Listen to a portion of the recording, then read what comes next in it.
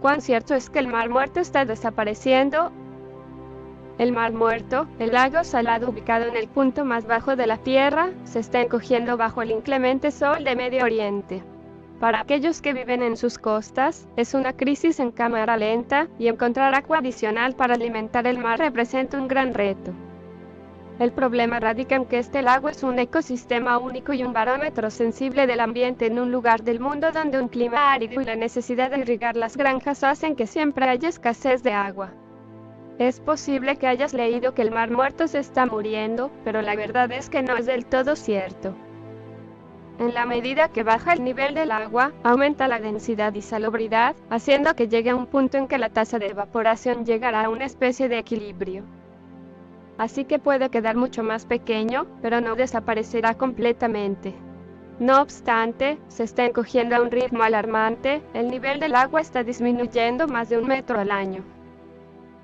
Si tomas en cuenta que la superficie del Mar Muerto es el punto más bajo del planeta, actualmente 420 m bajo el nivel del mar, entonces el punto más bajo del planeta se está revisando cada año.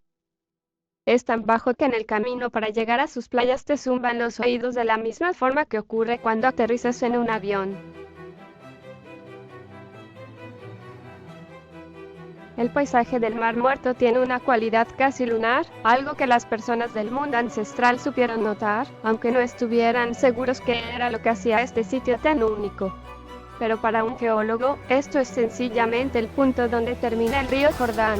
El río fluye desde una punta, pero el agua no sale por el otro lado, sencillamente se queda allí antes de evaporarse. Este río fue una vez una de las vías fluviales más grandes del mundo ancestral. Cristo fue bautizado allí, e incluso en tiempos relativamente modernos, era un creciente río propenso a inundaciones en épocas de invierno. Las cosas son un poco distintas en estos días. La geografía de la región no ha cambiado mucho. La sección del norte del Jordán fluye hacia el mar de Galilea, para luego salir por el sur hacia el Mar Muerto. Pero la cantidad de agua que entra y sale de ese sistema ha cambiado en las últimas décadas de forma espectacular, todo debido a una complicada política sobre el agua en Medio Oriente. Israel tiene una represa en la parte sur del mar de Galilea por la que controla la cantidad de agua que fluye hacia el Jordán. Este mar es considerado como un activo de agua vital y estratégico, aun cuando las plantas de desalinización del Mediterráneo producen cada vez más agua potable. El gobierno israelí empezó a recolectar agua del sistema del Valle del Jordán en los años 50, décadas antes de que se construyera la represa. Y esto crea problemas para los granjeros tanto en Jordania como en el territorio palestino de Cisjordania, quienes necesitan agua para irrigar sus granjas y alimentar a su gente. Pero Israel también tiene problemas, a pesar de que tiene suficiente dinero y recursos técnicos para asegurarse de que sus ciudadanos tengan agua. El río Jordán se alimenta del río Yarmouk, que atraviesa Siria. Durante los últimos 30 años, los sirios han construido más de 40 represas que afectan tanto el agua del Yarmouk como la que una vez alimentaba el Jordán. Algunos jordanos son de la opinión que Siria construyó estas presas para castigar a Israel y a Jordania por firmar un tratado de paz en 1994. En los últimos años, Israel ha aumentado la cantidad de agua que libera el río Jordán, una medida vista como una gotera que cae en una gotera todavía más grande, pero esto es mejor que nada. La cuestión está en que en la medida que aumentan las poblaciones en Medio Oriente, también lo hace la demanda por el agua, y en una región donde es casi imposible llegar a acuerdos multilaterales, es difícil imaginar un acuerdo para administrar el agua de una forma más justa, sabia y en la que no haya tanta competencia.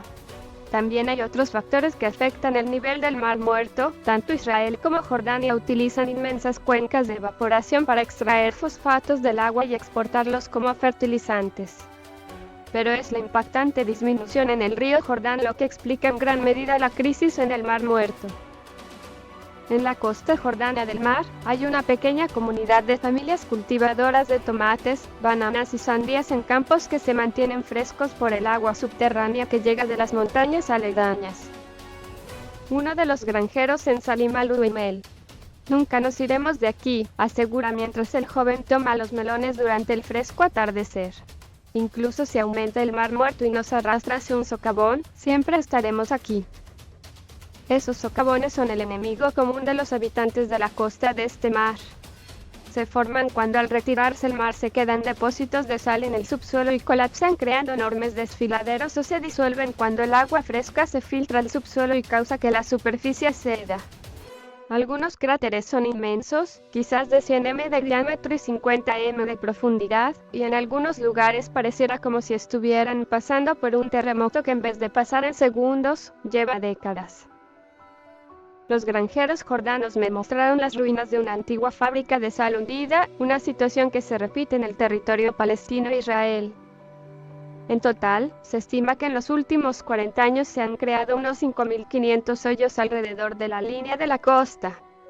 Este es un lugar donde sientes que los cambios geológicos están ocurriendo en tiempo real. Es un lugar emocionante para ser científico, me comenta el Dr. Gidi Baer, del Departamento de Geología de Israel. Baer explica que los geólogos están mejorando sus técnicas para predecir dónde se abrirá un socavón, algo importante cuando consideras que hay muchas carreteras transitadas a lo largo de la línea costera. Pero el problema está empeorando. Los números no son lineares. Están aumentando y se están acelerando. Este año, por ejemplo, se formaron unos 700 socavones, pero en años anteriores el número era menor. En los años 90 eran unas cuantas docenas, ahora estamos hablando de cientos. Diagnosticar qué le está pasando al Mar Muerto no es difícil, después de todo se viene achicando durante al menos 100 años. Decidir qué se puede hacer, si es que hay algo que se pueda hacer, es mucho más complejo por sus implicaciones científicas y políticas. Geólogos han dicho que en el pasado el nivel del agua ha estado tanto más alto como más bajo como está ahora. La cuestión está en los costos y beneficios que pueda tener cualquier intento de salvar el Mar Muerto. Tienes que preguntar qué es lo que estamos tratando de preservar aquí, señala el Dr. Itay Gabrieli, otro científico del Departamento de Geología de Israel. Estamos tratando de subir el nivel del agua. Lo que queremos es preservar la química única del Mar Muerto. ¿Con qué propósito? Para el turismo. Si por ejemplo queremos restaurar el flujo del río Jordán, entonces Israel tendría que desalinizar más agua y ello costará dinero y tendrá un impacto medioambiental. Si alguna vez se llega a restaurar el Jordán, sería imposible esperar que las comunidades de granjeros palestinos y jordanos, desesperados por agua, sencillamente se queden con los brazos cruzados y dejen que el agua fluya por el bien de la ciencia. Pero también se trata de hacer algo. Salem Abdel Rahman, activista jordana del grupo medioambiental Ecopeace Midelas, lo pone así: no estamos hablando de salvar el Mar Muerto porque eso no es algo bueno. Creemos que el Mar Muerto es un síntoma de la enfermedad que hay en el manejo de recursos del agua. Salvar el Mar Muerto será un buen indicativo de que nos estamos alejando de esa enfermedad y acercando a un ambiente más saludable. Si las aguas del río Jordán no se restablecen, la opción más probable para revitalizar el Mar Muerto es construir una tubería que traiga agua a través del desierto desde el Mar Rojo, lejos en el sur. Pero el proyecto Rojo Muerto, como se le conoce, significaría increíbles retos tecnológicos. El agua del Mar Rojo primero tendría que ser desalinizada. El agua salada contaminaría la química única del Mar Muerto. Una vez hecho esto, habría que bombearla a una gran altura y alimentar tuberías gigantes en el desierto para que llegue a su destino. El extra de agua fresca no solo beneficiaría a Jordania e Israel, sino también a los palestinos. Así que el Banco Mundial está interesado y es posible que Estados Unidos ofrezca un poco del capital que se necesita para poner en marcha el proyecto. Pero las dificultades técnicas, financieras y políticas están impidiendo que la tubería se construya pronto, o que algún día se haga. Entre tanto, la ciencia detrás de la salinidad y saturación significa que el Mar Muerto alcanzará un punto de equilibrio en el que no se seguirá reduciendo.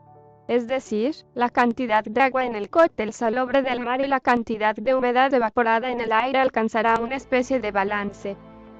Y el Mar Muerto guarda otra carta bajo su manga.